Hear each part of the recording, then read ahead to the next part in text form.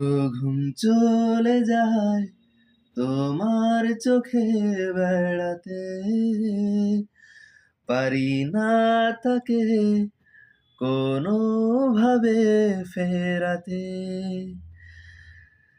আমার মন তোমার মনের পাড়ায় বোকাশোকা হয়ে আড়ালে আবডালে দাঁড়ায়। তোমাকে ছোঁয়ার নেই তো আমার সাধ্য, দেখতে পাওয়া সেই তো বড় ভাগ্য।